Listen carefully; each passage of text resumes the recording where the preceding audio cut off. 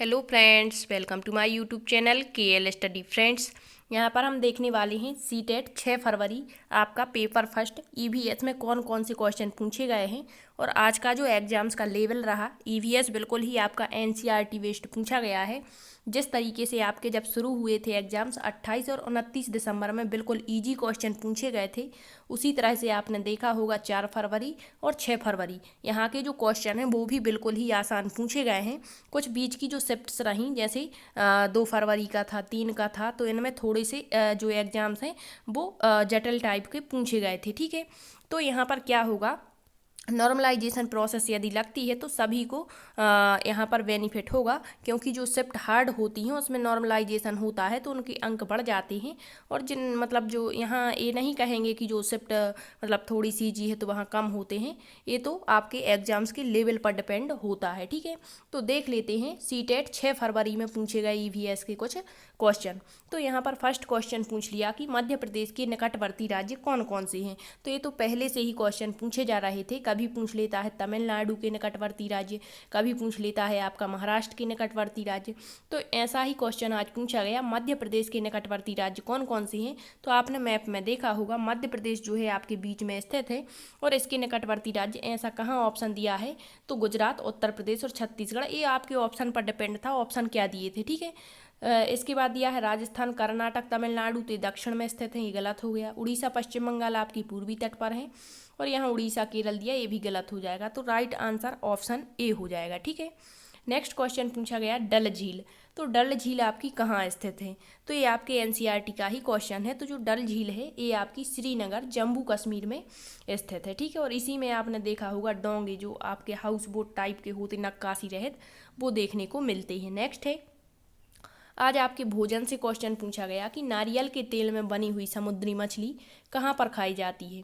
तो नारियल के तेल में बनी हुई आपकी जो समुद्री मछली है वो गोवा राज्य में खाई जाती है। इससे पहली एक शिफ्ट में पूछा गया था सरसों के तेल में बनी हुई मछली, तो वो आपकी जम्मू कश्मीर में खाई जाती थी। ठीक है, तो आपको जो आपका यदि कल एग्जाम्स है तो ये हेल्प करेगा आपको एनालिसिस, इससे हो सकता है क्वेश्चन फंस भी जाएं और हो सकता है इसके इर्द गिर्द क्वेश्चन पूछ लें। ठीक है, तो आपको सारे फैक्ट्स पर ध्यान देना है। आज आपका सेकंड लास्ट है एग्जाम्स। ठीक है, कल आपका लास्ट एग्जाम्स रहेगा। और आपको बता दें, यदि आप सीटेट क्वालिफाई हैं तो आपको बहुत अच्छे इस बार मौके मिलने वाले हैं, क्योंकि आपको यूपी-टेट का एग्जाम्स देने को मिलेगा। ठीक है, इसके बाद आपका DSSB का भी वैकेंसी आ गई है, तो वो भी आपको देखने को मिलेगी, मतलब देने को मिलेगी। ठीक है, तो आप अच्छी तैयारी करिए, हो सकता है 2023 में आप यदि सीटेट क्वालिफाई हैं तो आप एक सरकारी जॉब पा सकते हैं। ठीक है, अच्छी मेहनत करिए इसके लिए। नेक्स्ट है झूम खेती भारत के किस राज्य में की जाती है। तो यदि क्वेश्चन ए था, यदि ऐसा ऑप्शन था कि उत्तर पूर्व या उत्तर पश्चिम में, तो उत्तर पूर्व सही होगा। और यदि राज्य दिए गए थे तो उत्तर पूर्व में जो आपके राज्य पड़ते हैं, जैसे अरुणाचल प्रदेश है, मिजोरम, तो यहाँ पर झूम खेती की जाती है। और झूम खेती को अलग अलग स्थानों पर अलग अलग नाम से जाना जाता है। अब एक शिफ्ट में यही क्वेश्चन पूछ लिया था कि झूम खेती का दूसरा नाम क्या है। ऑप्शन दिए थे कर्तन दहन कृषि। ठीक है, तो ये बिल्कुल सही था। कर्तन दहन मतलब काटो और जलाओ कृषि इसको कहा जाता है। इसमें जो खरपतवार वगैरह उग आती हैं तो उनको उखाड़ा नहीं बल्कि जला दिया जाता है। ठीक है, और हल्का सा जोता जाता है और बीज छिड़क दिए जाते हैं, और इससे जो राख बनती है खरपतवार जलाने से, वो खेती को उपजाऊ बनाती है। ठीक, नेक्स्ट है पत्थर और लकड़ी के बने हुए घर। तो ये हमने कई बार डिस्कस किए हैं, आपके आवास की कहाँ पर किस तरीके के आवास पाए जाते हैं। तो पत्थर और लकड़ी के घर आपकी मनाली, जो कि हिमाचल प्रदेश में है, तो यहाँ पर देखने को मिलते हैं। इससे पहले पूछा जाता था बांस के घर कहाँ पर पाए जाते हैं, और ये आपके पूछे भी जा चुके हैं क्वेश्चन कई शिफ्टों में। तो बांस के ऊंचे ऊंचे घर जमीन से करीबन 10 से 12 फीट ऊंचाई पर, तो ये आपके असम राज्य में घर पाए जाते हैं। ठीक है, इसके अलावा आपके मिट्टी के घर पूछ लेता है, तो मिट्टी से बने हुए जो घर होते हैं वो कहाँ पर पाए जाते हैं आपके, तो मिट्टी के घर आपके राजस्थान में पाए जाते हैं, जिसकी छतें कटीली झाड़ियों से छाई रहती हैं और फर्श को गोबर से लीपा जाता है ताकि दीमक ना लगे। ठीक है, लद्दाख में आपके पत्थर के घर होते हैं, ढालू छतें, क्योंकि वहाँ पर बर्फ़ जमा रहती है। तो ये सारे आवास आपको याद रखने और याद ही होंगे। नेक्स्ट है, एक क्वेश्चन पूछ लिया मच्छरों से होने वाले रोगों का समुच्चय। ये आपका प्रीवियस ईयर क्वेश्चन है।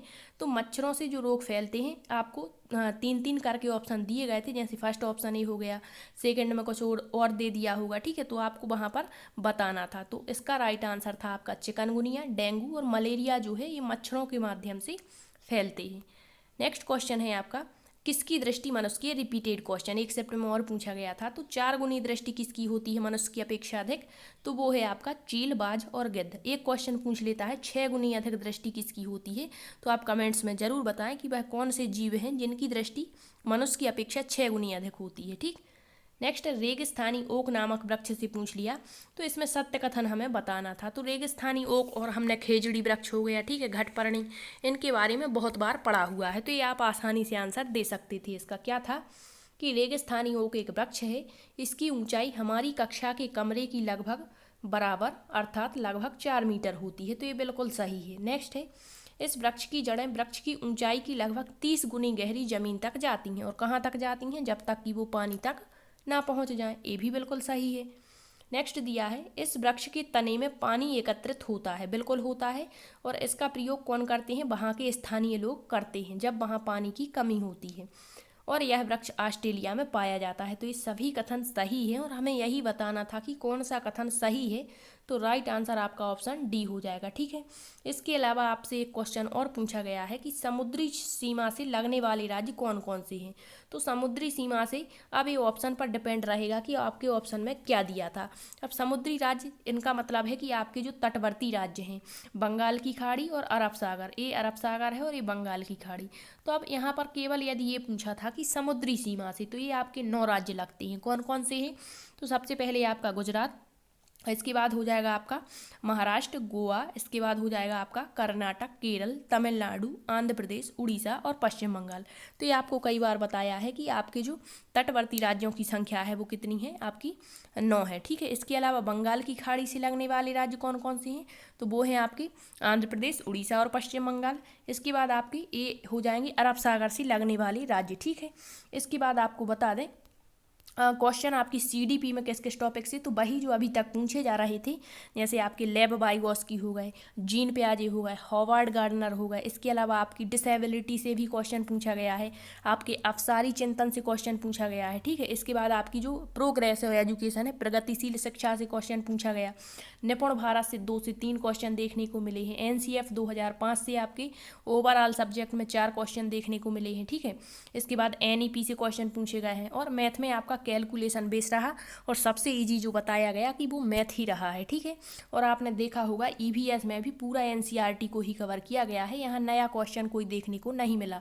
तो ओवरऑल मिलाकर के हम कह सकते हैं कि जो आज का पेपर है वो इजी ही है। ठीक है, मॉडरेट भी नहीं कहेंगे, क्योंकि जो ईवीएस है पूरा एनसीईआरटी बेस्ड है, जैसा पिछली बार पूछा जा रहा था। ठीक है, इसके बाद जिनका भी कल एग्जाम्स है वो सारे एनालिसिस जरूर देख लें, इससे आपको बेनिफिट होगा, और आप प्रीवियस ईयर क्वेश्चन पेपर लगा करके जरूर जाएं। हो सकता है कल का पेपर भी पूरा एनसीईआरटी बेस्ड ही पूछा जाएगा, और आप यदि सीटेट में पात्रता प्राप्त कर लेते हैं तो फिर आपको अन्य वैकेंसी जो निकलने वाली हैं उनमें एग्जाम्स देने का मौका मिलेगा। और अब हम डिस्कस करेंगे आपकी जब आंसर की आ जाएगी तो वहाँ पर। ठीक है, आपकी आंसर की आती है, फिर आपको वो मिलानी होती है, इसके बाद जो चैलेंज होता है वो करना होता है। ठीक है, फिर आपके मतलब जो रिजल्ट है वो भी आपको जल्दी ही देखने को मिल जाएगा।